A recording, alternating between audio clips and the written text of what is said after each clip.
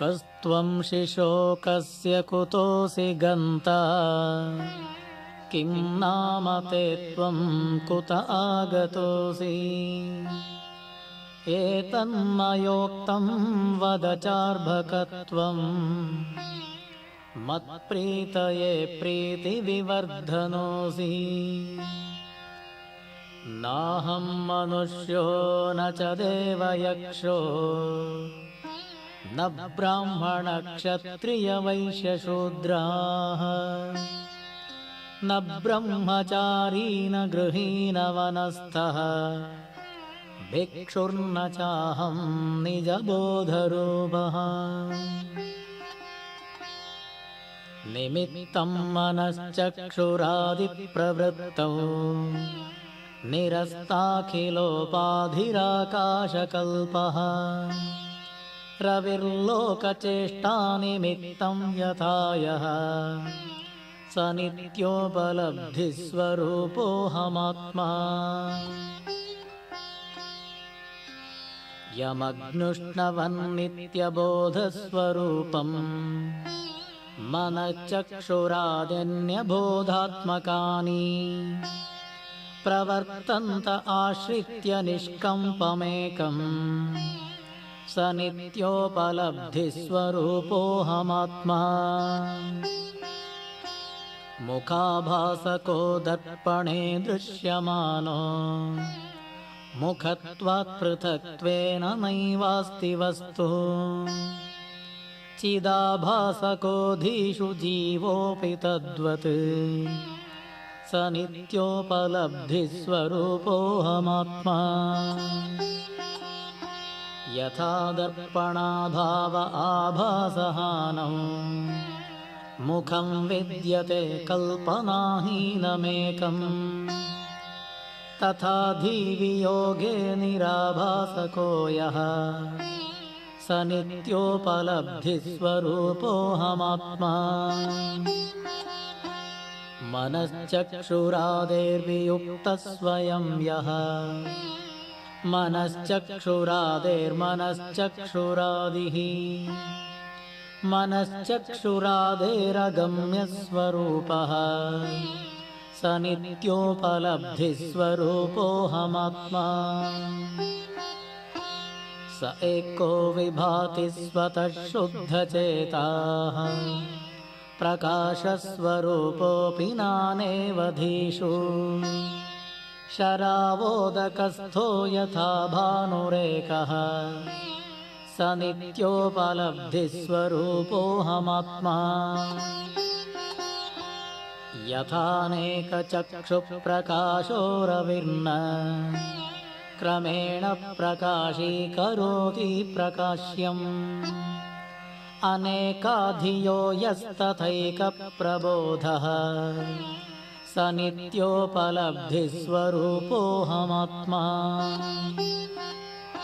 विवत्स्वत्प्रभातं यथा रूपमक्षम् प्रगृह्णाति नाभातमेवं विवस्मा यदा भाति आभासयत्यक्षमेकः स नित्योपलब्धिस्वरूपोऽहमात्मा यथा सूर्यनेको अपि एकश्चलासु स्थिरास्वप्यनन्यद्विभाव्यस्वरूपः चलासु प्रभिन्नासु धीष्वेक एव स नित्योपलब्धिस्वरूपोऽहमात्मा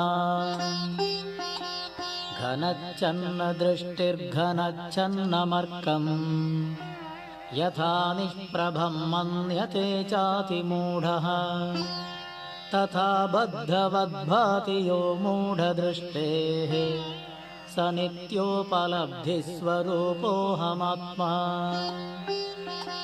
समस्तेषु वस्तुष्वनुस्यूतमेकम् समस्तानि वस्तूनि यं न स्पृशन्ति वियद्वत् सदा शुद्धमच्छस्वरूपम् स नित्योपलब्धिस्वरूपोऽहमात्मा उपाधौ यथा भेदता सन्मणीनां तथा भेदता बुद्धिभेदेषु तेऽपि यथा चन्द्रिकाणां जले चञ्चलत्वं तथा चञ्चलत्वं ममाह विष्णो तथा चञ्चलत्वं ममापीह विष्णो तथा चञ्चलत्वं ममापीह विष्णो।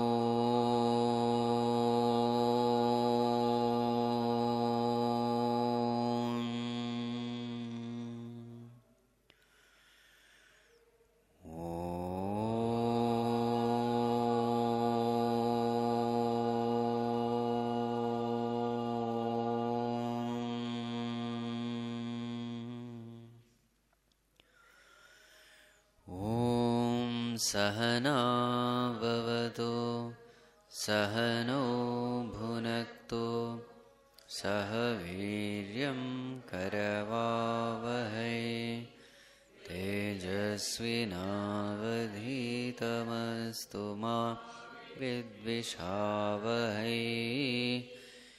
ॐ शान्ति शान्ति।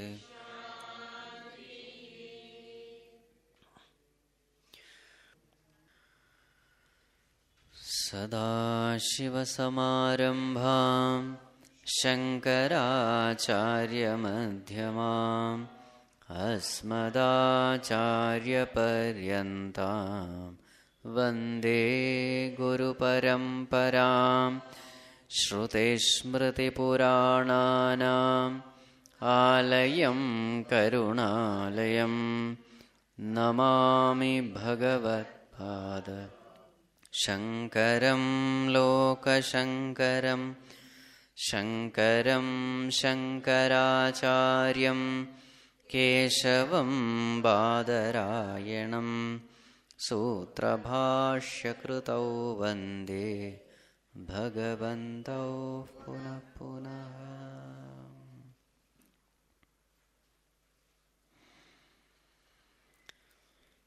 वेदो नित्यमधीयतां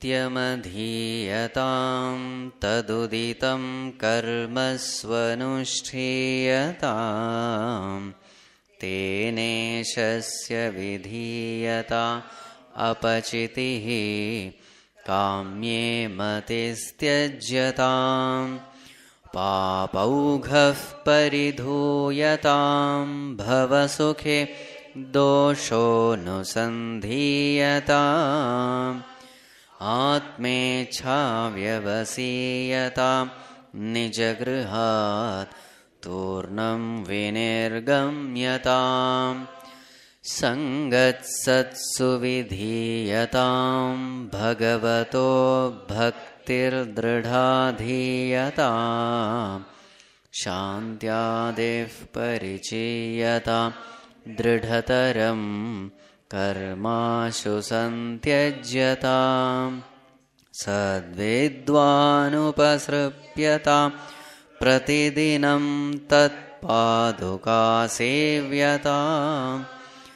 ब्रह्मैकाक्षरमर्थ्यतां श्रुतिशिरो वाक्यं समाकर्ण्यतां वाक्यार्थश्च विचार्यतां श्रुतिशिरः पक्षः समाश्रीयतां दुस्तर्कात् सुविरम्यतां श्रुतिमतस्तर्कोऽनुसन्धि ब्रह्मास्मीति विभाव्यताम् अहरहर्गर्वः परित्यज्यताम् देहेऽहं मतिरुज्यतां बुधजनैर्वादः परित्यज्यताम् क्षुद्व्याधिश्च चिकित्स्यतां प्रतिदिनं भिक्षौषधं भुज्यतां स्वाद्वन्नं न तु याच्यतां विधिवशात् प्राप्तेन सन्तुष्यताम् शीतोष्णादिविषह्यतां न तु वृथा वाक्यं समुच्चार्यता औदासीन्यमभीप्स्यतां जनकृपा नैष्ठुर्यमुत्सृज्यताम् एकान्ते सुखमास्यतां परतरे चेतः समाधीयता पूर्णात्मासु समीक्ष्यतां जगदिदं तद्बाधितं दृश्यताम् प्राक्कर्म प्रविलाप्यतां चितिबलान्नाप्युत्तरैश्लिष्यताम् प्रारब्धं त्विह भुज्यताम् अथ परब्रह्मात्मना स्थीयताम्. Yes. Let us briefly see these instructions which we had discussed earlier. Vedo nityam adhiyatam. Study the scriptures, the Vedas, every day. Taduditam karmasvanushthiyatam.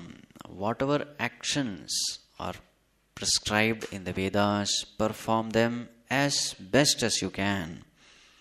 Teneshasya vidhiyatam apachitihi. Perform all those actions as a worship of the Lord. Kamye matistyajyatam. Give up all selfish activities. Papaughav paridhuyatam. Thus, wash away all impurities of the mind. Bhavasukhe doshaha anusandhiyatam. May you through experience come to know that the worldly pleasures are nothing but full of pain.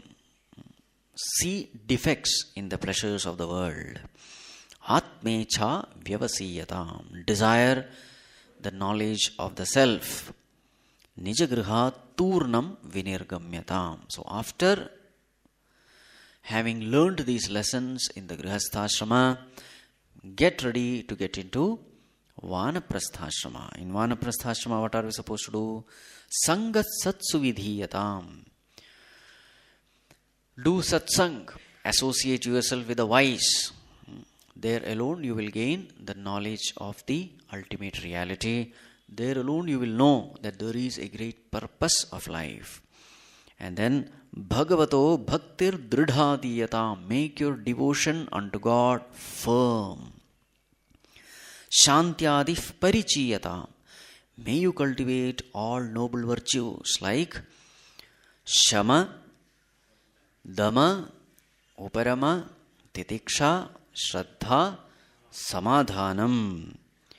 Dridhataram karmashu santyajyatam. And thus, after having prepared your mind, get ready for sannyasashrama. There what are you supposed to do? Sadvidwan upasrupyatam. Approach a wise master. Pratidinam tat paduka sevyatam. Serve him. And then brahmaikaksharam arthyatam.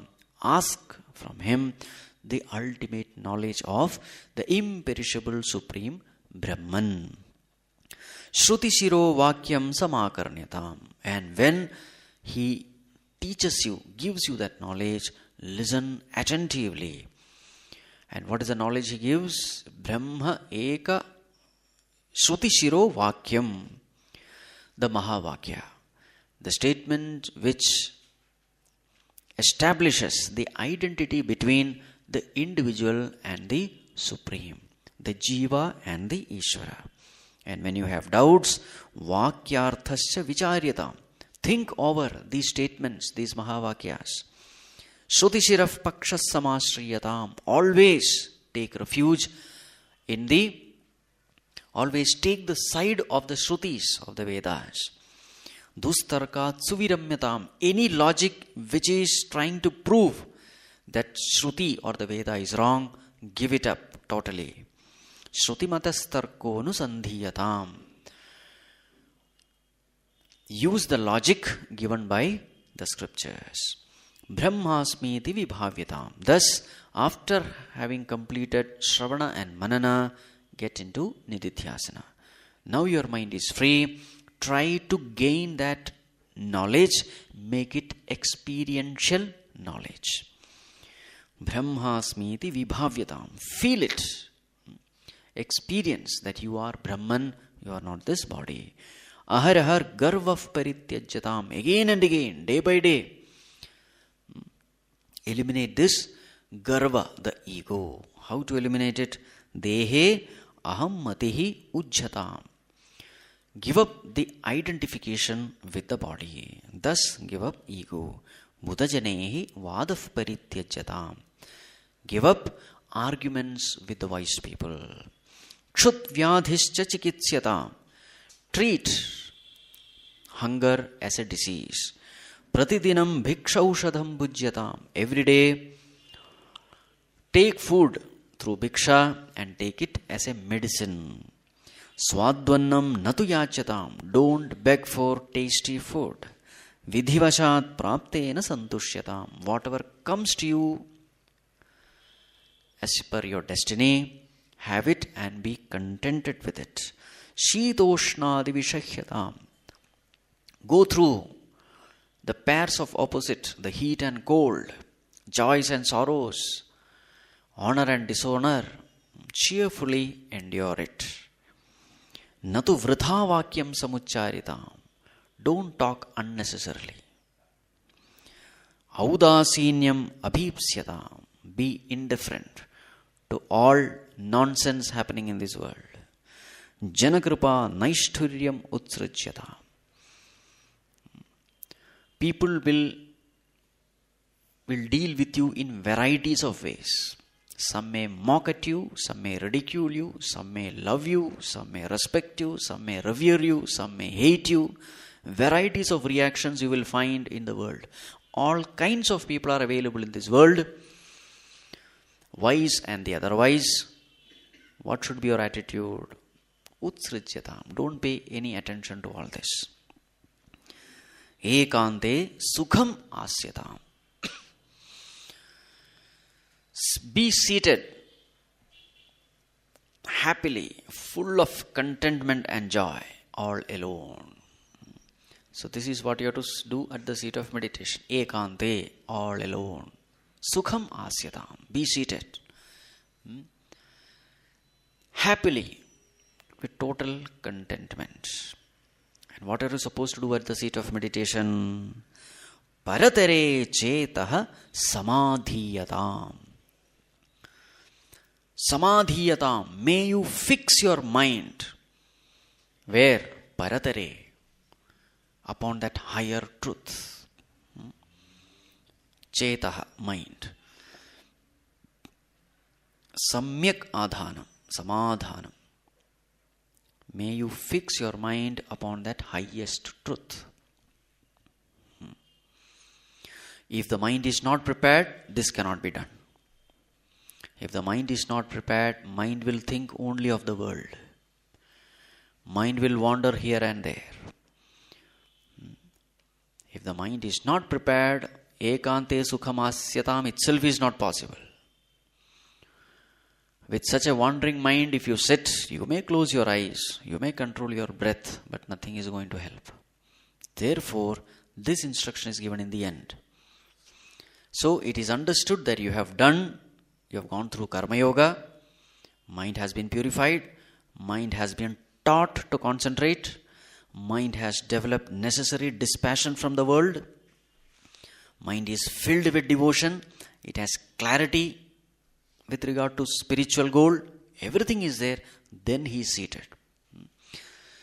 So therefore, meditation is never the first step. Many people think directly you can get into meditation. You can't.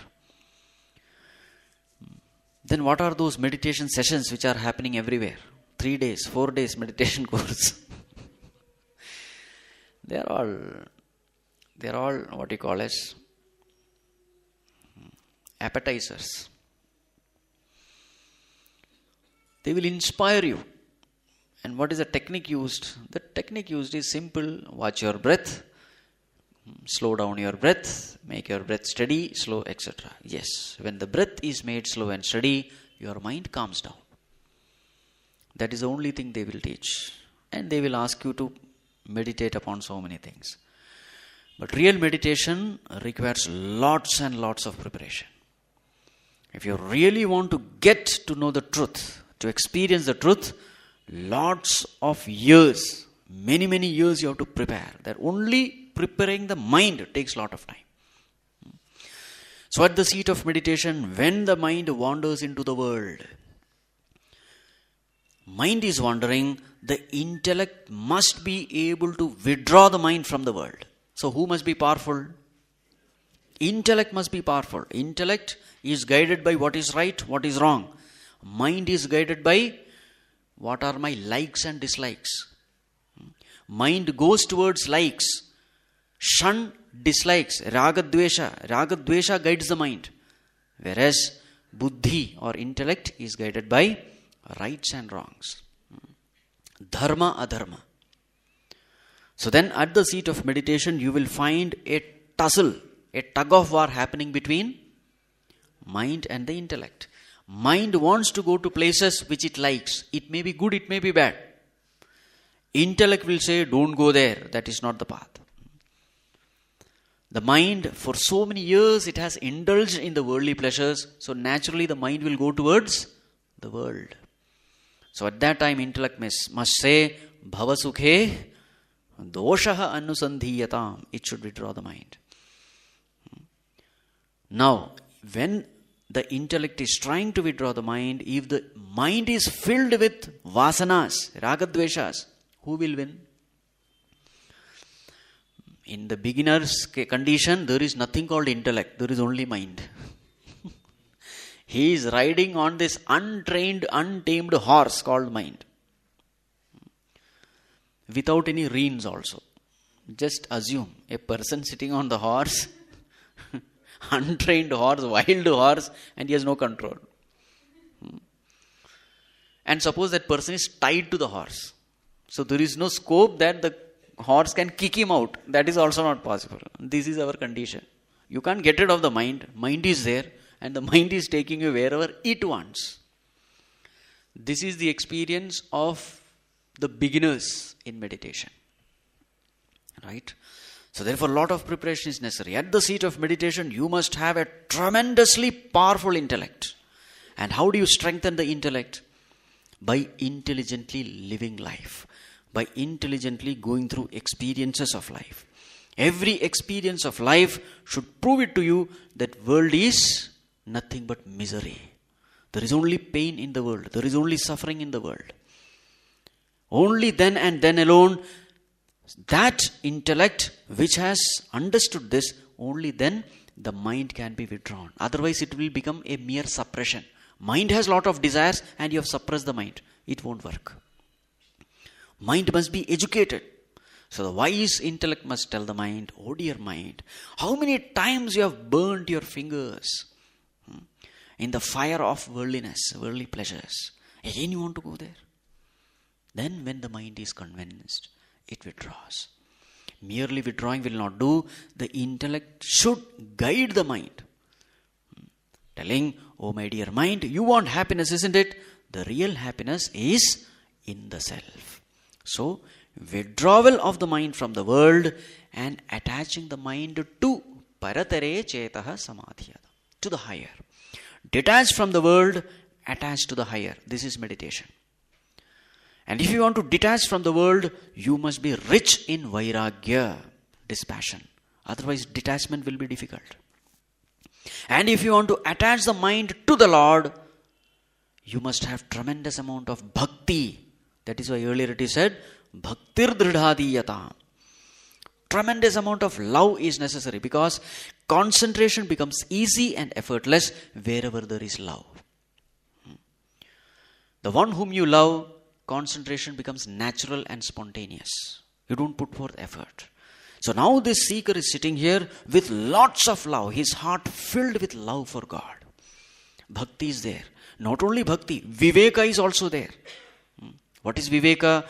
Lord alone is real, rest everything is unreal.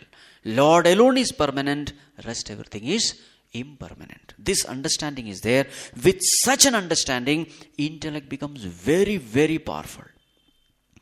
With such a powerful intellect, such an intellect can handle mind very easily.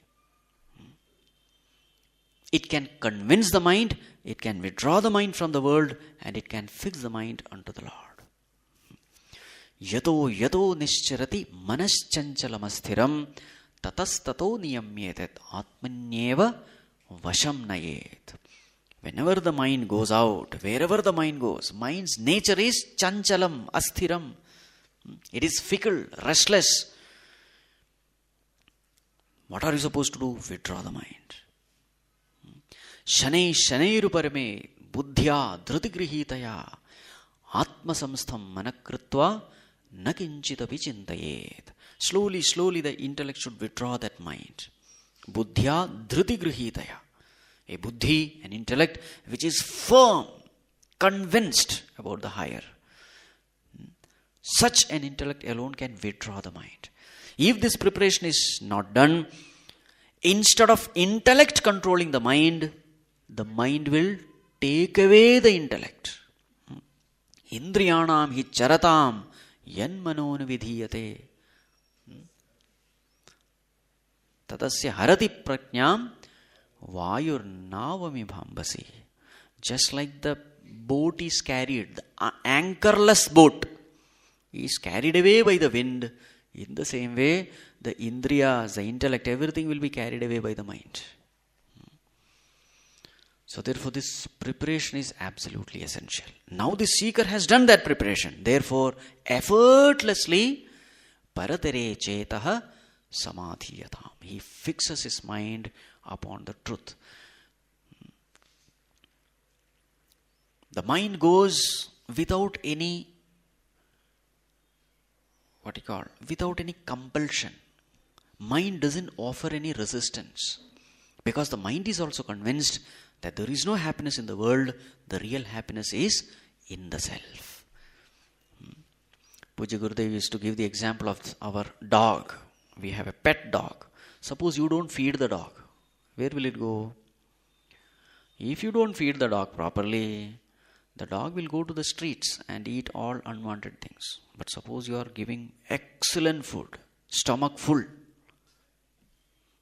then will the dog go to the streets? Some dogs are like pigs only. It can't even walk or breathe. Some houses, they feed it so much, they don't want to stand also. They just lie down like this. Some houses turn to the kitchen. I've seen some dogs like that. Lying down in the drawing hall, turn towards the kitchen. It doesn't even bother who comes and who goes. He's bothered only about food. Pampered dogs are there. Now such a dog, will it go to the streets? No, because it knows the real food I get from here, from this person. So the antennas are always directed there. So in the same way, when the mind is convinced that real happiness is not there in the world, it has only a glitter. The happiness is only a reflected happiness. It's an illusion. There is no happiness. Real happiness is my nature. I am Ananda Swarupa. Such an Ananda I am. When that mind is well educated about these truths, then such a mind will not offer resistance to the intellect when it is withdrawn. Paratere chetaha samadhiyatam. Whatever mind wants, it gets it right here. Therefore it is said, PÖRNA-āTMާ susamikṣyatam. This Atma is Purna, perfect. Whatever you are seeking, trying to seek in the world, this Atma has it already. The self has it already. This is the way you have to control your mind. Many people, without knowing, they suppress it. Sometimes some peace you get, but that peace also is undependable. A little temptation, finished. Whenever the willpower becomes weak, finished. You yield to the temptation.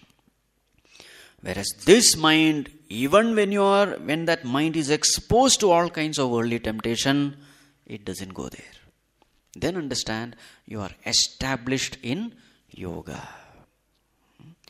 PÖRNA-āTMާ susamīkshatam. Whatever you desire, it is there in the Atma. Atma is paripurna, perfect, complete. You are already complete. God has made you in His own image. God has made you perfect. You are already perfect. Since you are children of God, that perfection is your birthright. The only thing is you have to just claim it. It is already there. Right. Satchit Anand. PÖRNA-āTMާ it is. What are the things which we desire in life? Number one, happiness. It is already there in Atma. Number two, we desire immortality. That is already the nature of Atma. We need name and fame. What is name and fame? It is nothing but the desire for infinity. That infinity is already the nature of Atma. We want to be alert. We don't want to be dull. That alertness, chit, is already the nature of Atma. We want to be knowledgeable, not ignorant. Chit means knowing principle. Consciousness. The very nature of consciousness is knowing. Again, knowledge is our nature. Ignorance is not our nature. Correct? We want to be full of love. Again, love is the nature of the self. Why? Love is born from a sense of oneness, and oneness comes only from infinity. Only there can be one infinity. Can you have two infinities? Infinity has to be one. Wherever there is one, there is love. The necessary condition of love is oneness. Do you love your ear? Is it conditional love or unconditional love? Unconditional love. There is no condition. Even if that ear is useless, with hearing aid and all, even then you love your ear. Correct? Even though the ear is purposeless, even then you love. Why? Because it is a part of yours. There is sense of oneness. So wherever there is oneness, unconditional love follows. So what is Atma? It is infinite. Since it is infinite, it is one. So therefore, it is full of love. Whatever you seek in this world, it is already available to you. It is given to you. But the biggest mistake we have done is we have ignored it. That is your mistake. That is not God's mistake.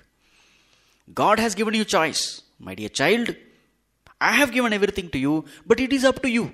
If you want something of the world, you may go. And now what are we doing? Through extroverted activities, we are trying to gain happiness from the outer world, which is not there. This is our mistake. Don't blame God for it.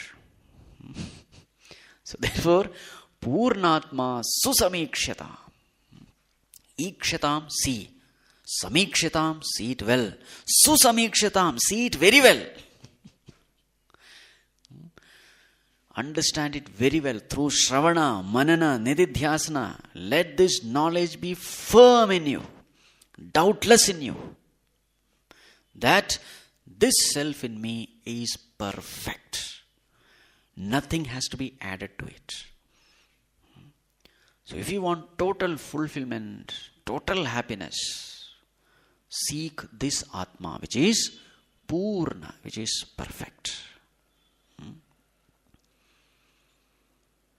This Atma is so perfect that Jagadidam tad badhitam drishyatam. There is nothing other than the self, the Atma. Badhitam means negated. Understand that the whole world is negated by it. The whole world is unreal. This Atma alone is real.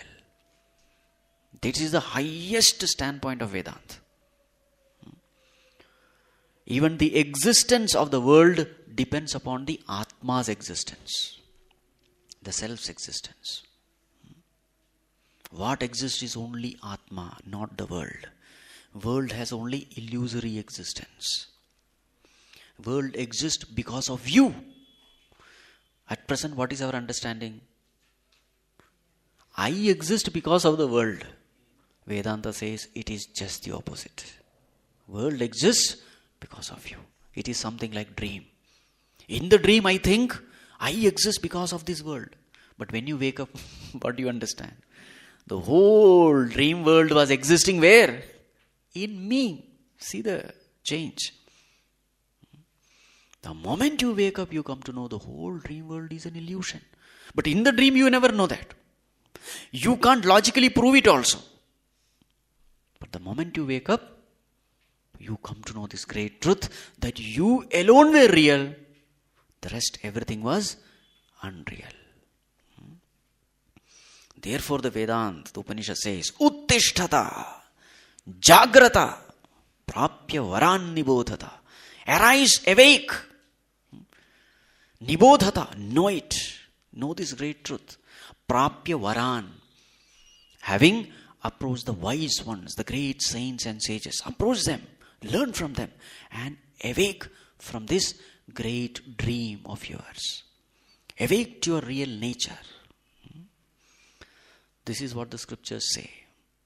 So then when you are awake to this great truth, what is your experience? Jagat idam, this world which is so real, which is so solid, tad badhitam, gets negated. What remains? The world will appear, but you know it is unreal. The example given is like the mirage waters. It's not that the Mahatmas don't see the world. They see the world. But they see the world as we see the waters in the desert. Actually, there is no water, but there is an appearance of water. So even when you see that waterly appearance, you know it is unreal. In the same way, the Mahatmas who have awakened to this truth, even though they see the world, they see the body, they see people, etc., they know everything is unreal. This is the highest stand. Jagadidam tad badhitam drishyata. Now, Bhagavan talks about the different karmas. Prakarma pravilapyatam chitibalat napyuttarei shlishyatam prarabdham tuha bhujyatam. Before getting into it, a slight introduction of various kinds of karmas mentioned in the scriptures. We have 3 types of karmas. Before that, what is karma? Actions which we perform. Bodily actions, actions through speech, actions through thought. All the 3. So every action, the law of karma says, every action will produce a result. And who has to enjoy or suffer the result? The one who has performed that action. This is called law of karma. Every action will definitely produce results. And the results have to be enjoyed by the one who has performed the action. Yaha karta bhavati sa eva bhokta bhavati. The doer himself has to become the enjoyer. Now the question is, how long will it take for a karma to give karma phala? It depends on the karma. Different actions will give results in different periods of time, depending upon the type of action. The example given is like sowing the seed. How long will it take the seed to sprout? It depends on the seed. There are some seeds which can sprout overnight, and there are some seeds which will sprout only after years. Isn't it? It takes its own time. In the same way, actions we perform, it may give results, and the time can vary. From the very instant to few days, to few months, to few years, to few births. All such types of actions are there. But one thing is for sure, the result will come to you alone, the one who has done it. Now, this is the, what you call, karma theory. Now, in scriptures, we talk of 3 types of actions. One is called Sanchita Karma. The second is called Agami Karma. And the third is called Prarabdha Karma. So all actions that we have performed which has not yet given results, they are all stored. Sanchita means accumulated, waiting to give the result. All such actions which have been performed, which are waiting for results, they are called as Sanchita Karma. Sanchita. Chi means to accumulate. Sanchita means very well accumulated. Very well accumulated means what? There is a Supreme Lord in whose presence everything has been done and He knows it all. There cannot be any mistake from the part of Omniscient Lord. Very well collected means even every thought is recorded, is stored. It's a perfect memory. With infinite GB. Whatever actions you have done in millions of past births, everything is well stored, collected. And it is waiting. Waiting for what? To give you the results. This is called as Sanchita Karma. How much it is? It is a mountain pile, you can say. Millions of births, every action, just imagine. Moment to moment we are performing action. Every moment, the results have to come, all of them stored very well, waiting. This is called Sanchita Karma. Agami Karma is, at the moment you are performing action, those actions are in turn capable of giving you results. Either in this birth or in the future births. Such actions done in the present is called Agami Karma. Now the third one is Prarabdha Karma. What is Prarabdha? This accumulated Sanchita Karma, one part of it gets, becomes fit to give results. It fructifies. One part of that Sanchita, when it becomes fit to give fruits, just like your FD. You put FD, there is a maturity time, isn't it? And then you get the money. In the same way, once that maturity time of that particular karma stock, once it is ready, that karma set, it gives you a body.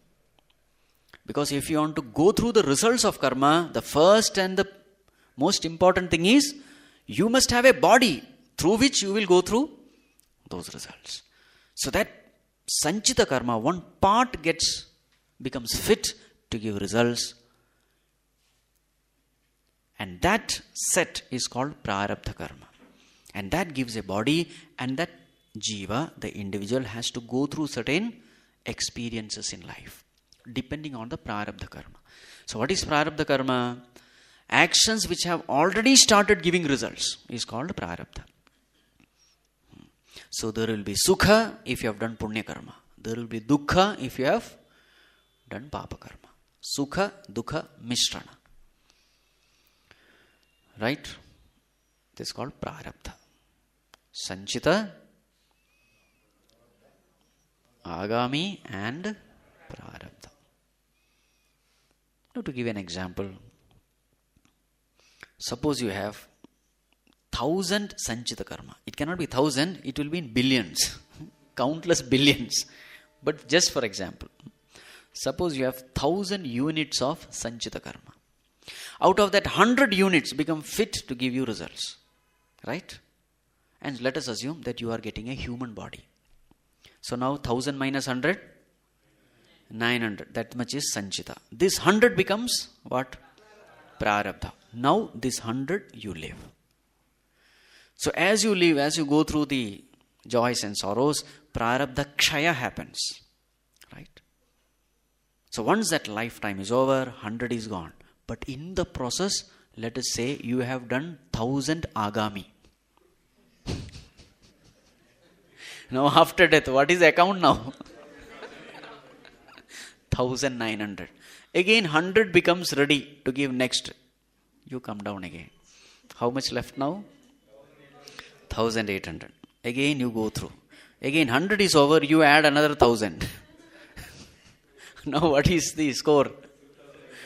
2800, right? This is what we are doing now. Every time you are coming here to exhaust your prarabdha, but in the process you accumulate lot of agami which gets added to the sanchita. This way millions of births. Now is it practically possible to go through all joys and sorrows and exhaust prarabdha? It is not possible. Because every time you are adding it. Right? It is like you going to the mall. You wanted some one toothpaste. You go there. You come with. Isn't it? This is exactly what is happening. Without knowledge, we do this. Perform lot of action. Coming back with a lot of karma phalas. Now remember one thing. Suppose this body is other than human body. Suppose it's a mosquito's body. So 2800 there. Another 100 gets, ready. So 2700. Now suppose you get a mosquito body. Now in any body other than human body, there is only exhaustion. You can't pile up. There is no agami. Because there is no kartrutva bhavana there. I am the doer. There is nothing. So it only exhausts. So in the mosquito body, you exhaust that 100. And when the prarabdha is over, you sit upon someone and he has seen you and he smashes you. Over. Right? Suppose the prarabdha is not over, then you will escape. Right? Now this mosquito body or this animal body, there is no, it is only bhoga yoni, it is not karma yoni. Only human being. Human being has a choice whether he should do, he should not do, or he should do something different. Or he should do everything as a worship of the Lord. That choice is given only to human beings. So more and more freedom is given to you, more and more responsibility also comes along with it. Greater the freedom, greater the responsibility. All others are pre-programmed. They have no choice. But human being, because he is the closest one to the Lord, is the crest and crown of creation, total freedom is given to him. Anything he can do. So therefore the greatest responsibility. That is why we have all scriptures only for human beings, not for animals. We don't have dharma shastras for animals. They need not have it because they are pre-programmed. They are like train on the track. They can't go here and there. But that is not the case with human beings. So then, when you perform actions as a worship of the Lord, saying, Bhagavan, I am not the doer, you are the doer. I am only an instrument. What happens to those karma? That karma will not be able to produce results. Results will have to go to him. Because you say, I am not the doer. So what happens? Only exhaustions happen there. Now what happens if a person gains a knowledge also? That is what is described here. What happens when a person gains the knowledge? Now remember, it is self-knowledge. Self-knowledge means what? I am consciousness, the witness of the body, mind, intellect. I am not the body, mind, intellect. Meaning what? Now this person has disidentified himself from the BMI. The moment consciousness disidentifies from the body, mind, intellect, Jiva Bhava is dead. The ego is dead. Now remember, all this Sanchita Karma, Agami Karma is for whom? It is for the ego. It is for the Ahankara. It is for the Jiva Bhava.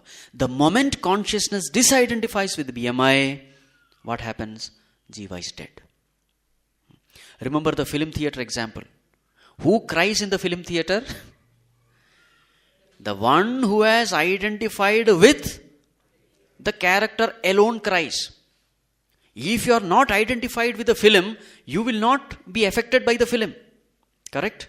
The joys and sorrows of that filmy character is not your joys and sorrows the moment you disidentify. The problem is identification. So now, through knowledge, what has this person done? He has disidentified with the BMI. He says, I am pure consciousness, which is not the body, mind, intellect. The moment that disidentification happens, Jiva Bhava dies. Then what happens to the Sanchita Karma? To whom will the Sanchita Karma go?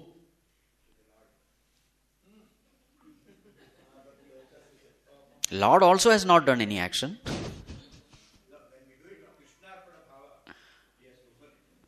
So then what happens is given here. Prak karma pravilapyata. It dissolves. It doesn't go to anyone. It dissolves. Because there is no ego to take credit for it. Somebody has to take the credit. No, nobody is there. The fellow is dead. It is something like, Puja Gurudev used to give this example. Suppose there is a criminal, lot of crimes he has done, and police is behind him. And one day what happens? They received the information that he is in a particular house. So the police comes from all direction with the weapons, etc. Guns. And then they hear a fire shot. What has happened? This person has committed suicide. Because he knows. So many cases are there pending. If I am caught in the hands of this police, they will torture me. So the best thing is, he is dead. Now what happens to all those pending cases? Will it go to the government? Why should it? It's over. Burn the file now. But the fellow is not there. Isn't it? In the same way, whatever be your Sanchita Karma, the moment the ego dies, it's over. That is why in Bhagavad Gita it is said, Nahi jnanena sadrisham pavitram iha vidyate. There is nothing greater than knowledge which can be a greater purifier. So what does knowledge do? It kills the sinner. All your taking bath in Ganga, etc., it can only wash away the sin, but the sinner remains. To do further sin, the sinner still remains. So you wash away all your sins in Ganga, next day onwards start again. But suppose, what happens to this knowledge? This knowledge kills the sinner. Now there is no sinner to do further sin. Therefore, Bhagavad Gita says, this is the greatest purifier. Because after this purification, there is no possibility of becoming impure. Because the ego is gone. Egoistic actions alone can bind you. The moment the ego is dead, there cannot be any egoistic actions. So what does Bhagavan say? Prak karma pravilapyatam. Dissolve your prak karma. Karma done in the past, which is nothing but Sanchita Karma. The entire Sanchita Karma goes away. What happens to the Agami? Chiti balat napi uttarehi slishyata. May you not attach with the actions to be done in the future, which is Agami. So even when that jnani is performing action, he is not at all attached to the results of the action, because there is no identification. So what is a jnani's experience? Guna guneshu vartante iti matva na sajjate. Gunas are interacting with gunas. Body, mind, intellect, they are made of 5 elements. The world made of 5 elements. 5 elements interacting with 5 elements. I am only a witness. Bas. He just watches. Naiva kinchit karomiti yukto manyeta tattvavito. But for the external world, he is doing so many things. But as far as he is concerned, he knows, I have done nothing. This is his understanding, the highest. So even when he is performing actions, those actions don't stick to him. Actions are happening, but there is no sense of I am doing it. For example, to give a simile, your heart is beating or not? Do you feel I am beating my heart? Do you feel it? It is happening, isn't it? In your presence it is happening. You are aware of it. In the light of awareness, heart beating is going on, isn't it? In the same way, the Mahatma feels in the presence of consciousness, thoughts are going on. in the presence of consciousness, actions of this body that is going on. And who am I? I am just witnessing. Getting it? He doesn't say, I am thinking, it is my idea, I have done it. Nothing. There is no I. It's only presence of pure consciousness in the light of which bodily actions are going, mental actions are going, intellectual actions are going. It is just going on. He is just a pure witness. So then what happens? He is not at all tainted by those actions. The moment the kartrutva bhavana comes, the sense of doership comes, then comes bondage. Napyuttaraihi slishyatam. Don't get attached to the agami. What about prarabdha? Prarabdham tuha bhujyatam. There is no other way. Go through the prarabdha. That's it. There is no choice. Why? Because results have already started coming. You can't do anything. You have to just accept. Cheerfully accept. That is your choice. How to go through that prarabdha is your choice. Whether crying, grumbling, complaining, or with a peaceful. That is your choice. But whether you have to go through or not, yes, you have to go through. It is, the example given is, an arrow which is shot. Now can you withdraw the arrow? It has already left the bow. So it will go and it will stop only after reaching the destination. Or it is something like the word which has been uttered. You can't take it back. Similarly, the Prarabdha Karma is something like that. Right? Prarabdham tuha bhujyatam. So therefore we find all great Mahatmas also. They were also suffering from very tremendous kind of disease and all.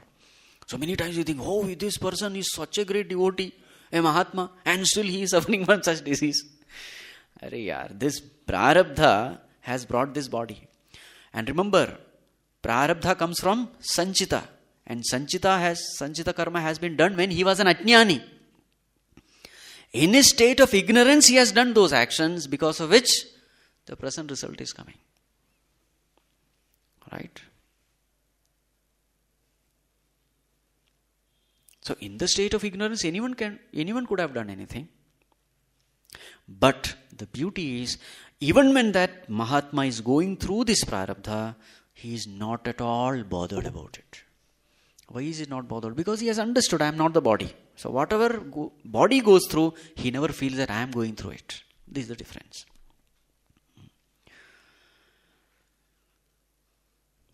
In Viveka Chudamani, Bhagavan Shankaracharya says, how a cow carries the garland.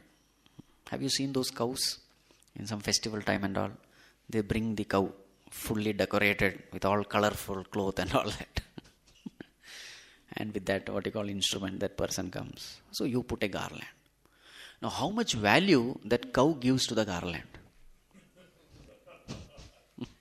Even when that garland falls, the cow doesn't even know that it has fallen. Isn't it? In the same way, Mahatmas carry their body. This is the simile. They don't care whether it is existing, whether it has disease or whatever. They don't even care. Because they have understood that I am an infinite consciousness. Puja Gurudev, somewhere it has said, how the garbage floats on infinite consciousness, in the same way, on a Mahatma, this body hangs. See the state. That is the state. Today, for us, this body is the most important thing. Why is it most important? Because the truth is not known. Therefore. See, the same thing can be important or unimportant with respect to where you stand. A coconut tree, is it big or small? Big. But suppose you see the same coconut tree from the top of the mountain. See the same coconut tree. Now what is your opinion? It is nothing, isn't it? Compared to that huge mountain, what is it? Nothing. In the same way, Mahatmas are standing from where? Paratere chetaha. The mind is on that supreme truth, abiding there firmly. For them, this body is nothing. So joys and sorrows, etc., It is a mere insignificant happening somewhere in the corner of infinite consciousness. That is their attitude. Such people are called Jivan Mukta. Jivan Mukta means liberated while living. Many people have this notion that moksha is always after death.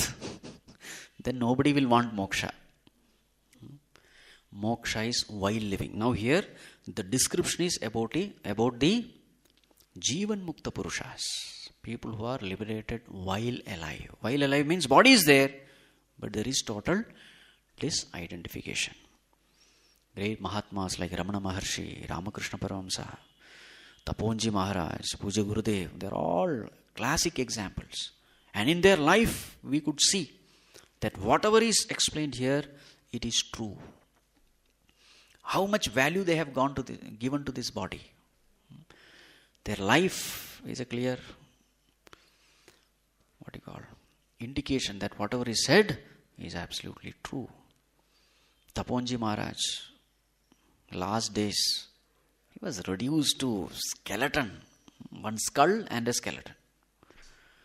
Not eating food for many, many days.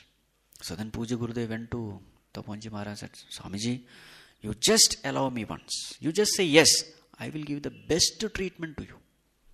I will take you to Delhi. I know the best hospitals, best doctors are there. You just say yes, I will make all arrangements to treat you. You know what Taponji Maharaj said? Don't people die in Delhi? And then he said, Chinmaya, how long should I extend my stay in this cage of flesh and bones?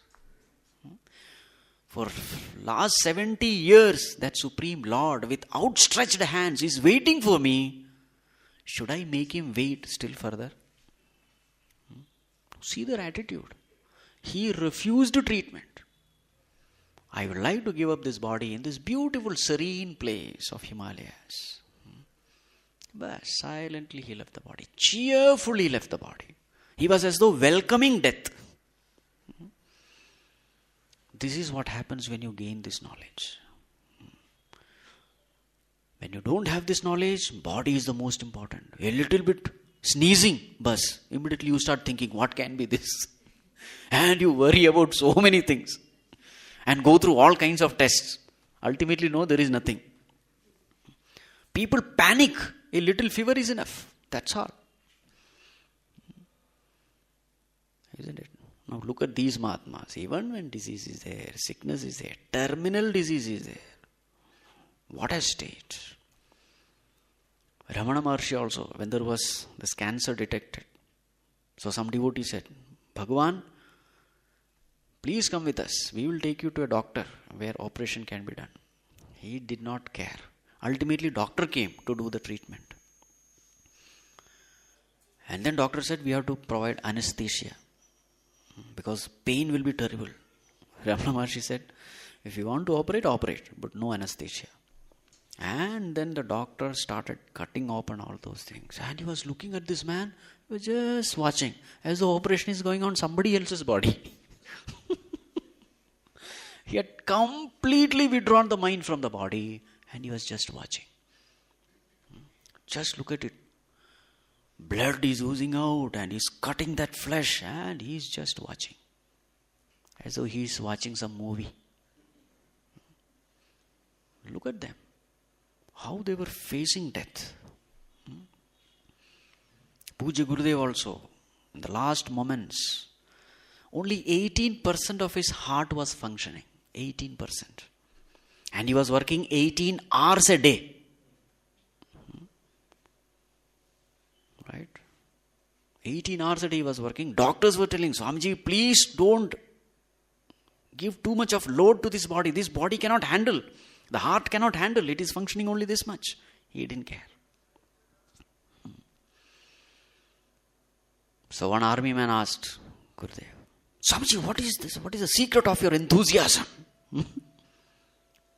Army man. He was an army officer. What is the secret of your enthusiasm? Gurudev said, while you take rum, I take ram. That is the difference.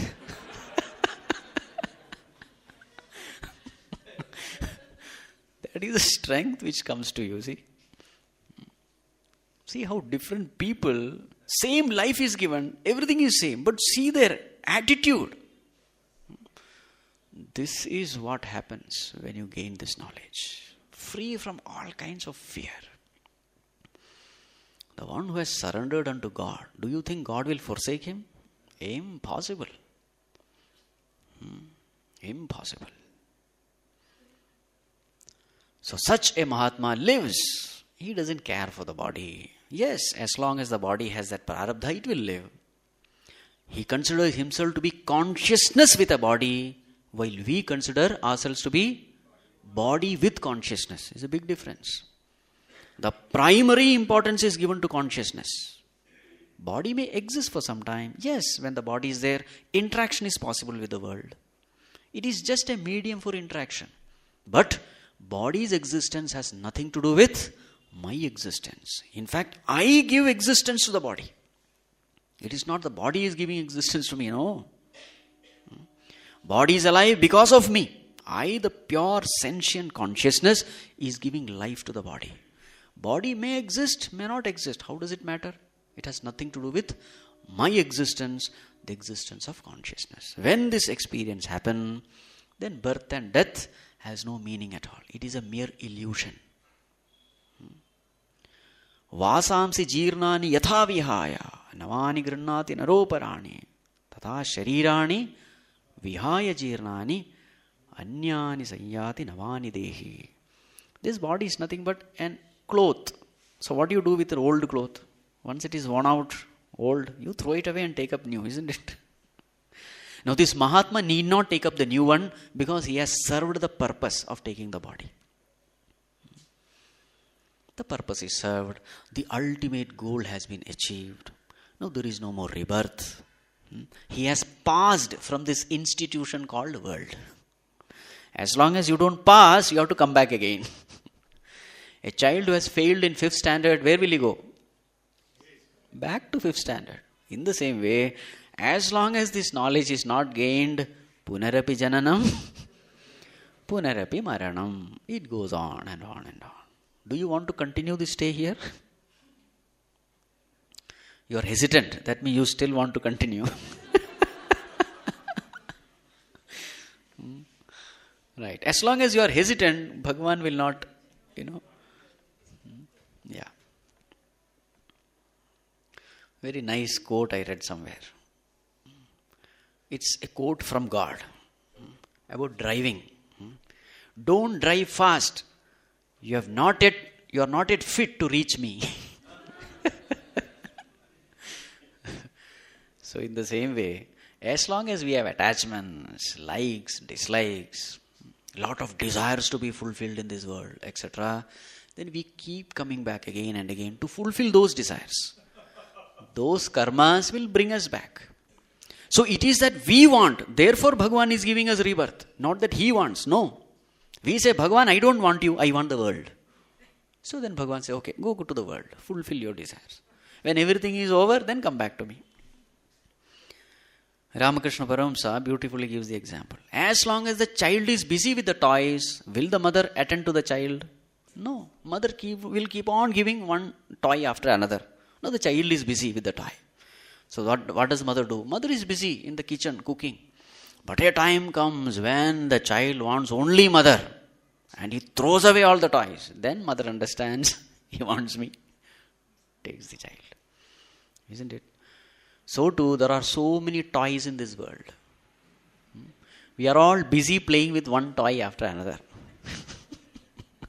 So Bhagavan says, okay, let my child play. But a Mahatma is the one who has given that cry, Bhagavan, I don't want anything, enough. Bhavasukhe doshaha. He has seen enough suffering. He has seen the limitation. He has understood that Bhagavan alone can give him peace and happiness. So when this Mahatma gives a cry, immediately Bhagavan comes.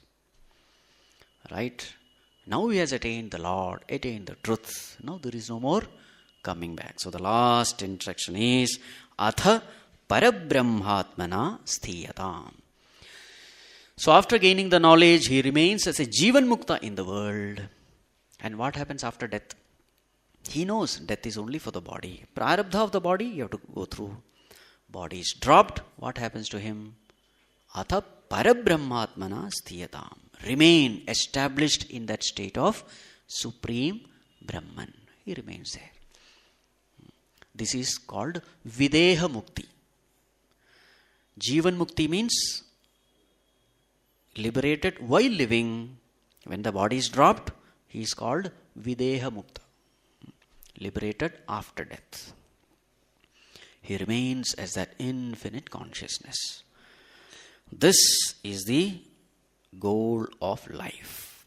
I sincerely invoke the grace of the Lord, the blessings of our Puja Gurudev, blessings of entire Guru Parampara. May we also attain the same knowledge as early as possible, if possible in this birth itself. Now let us chant Atma Shatakam, a very famous composition of Bhagwan Adi Shankaracharya, which summarizes this entire teaching. Mano buddhya hankara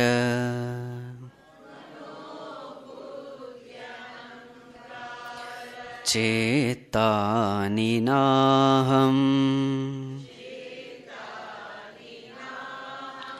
na cha shrotra jihve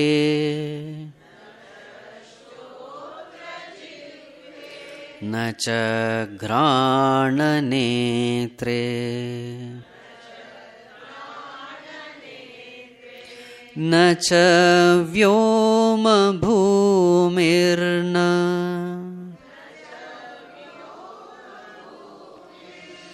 tejo navayu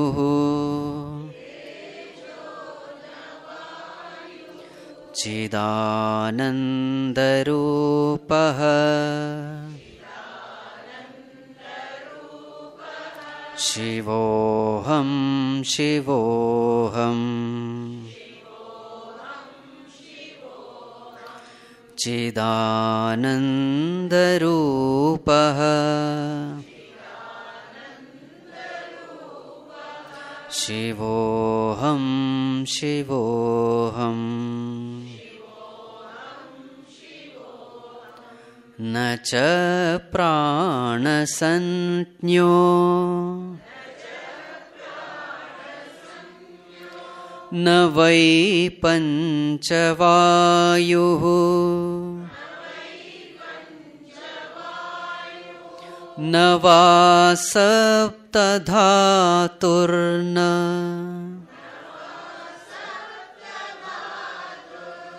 va panchakoshaha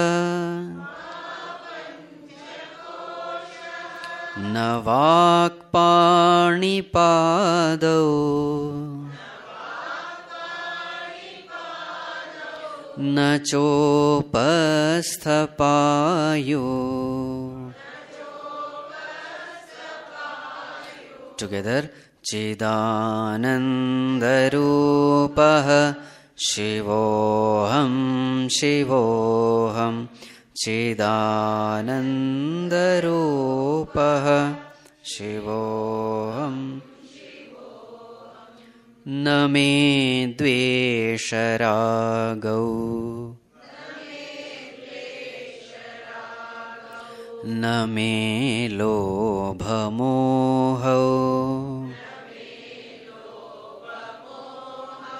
Mado naiva me naiva Matsarya bhavaha Na dharmo na chartho Na kamo na mokshaha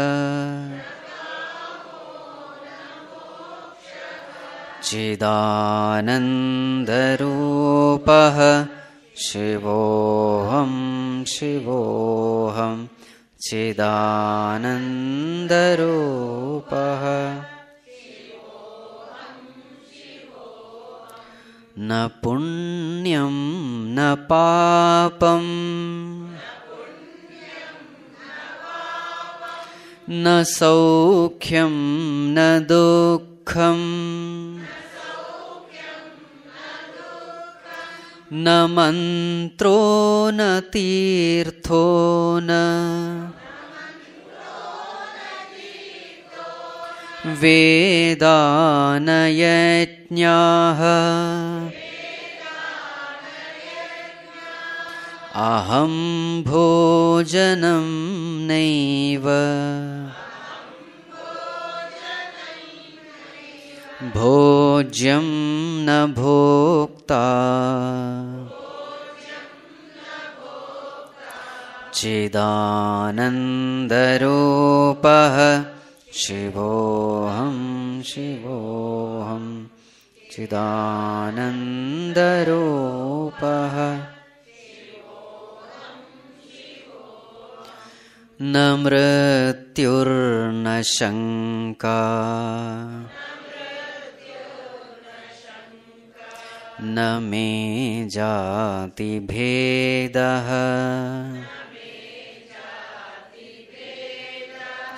Pita naiva me naiva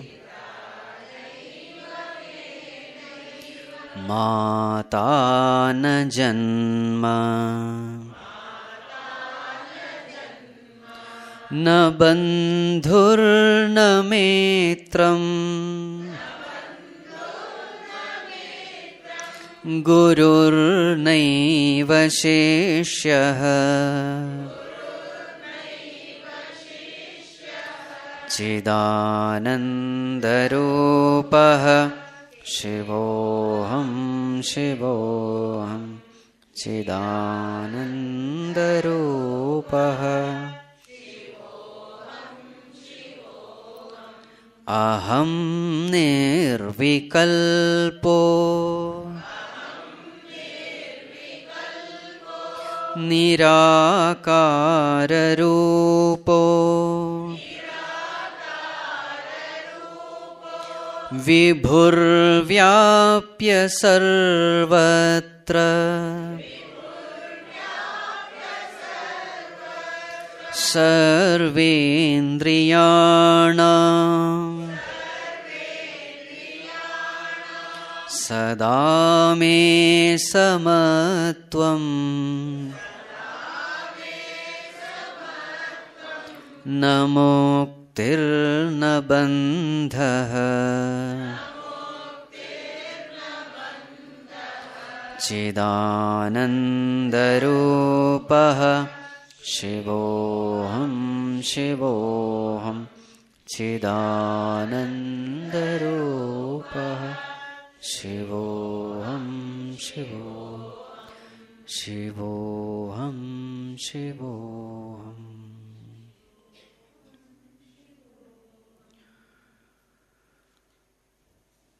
Om Sarve Bhavantu Sukhinah Sarve Santu Niramayah Sarve Bhadrani Pashyantu Ma Kaschit Dukkha Bhag Bhave Asato Ma Sadgamaya Tamaso Ma Jyotirgamaya Mrityorma Amritam Gamaya Om Shanti Shanti Shanti Harihi Om Shri Gurubhyo Namaha Harihi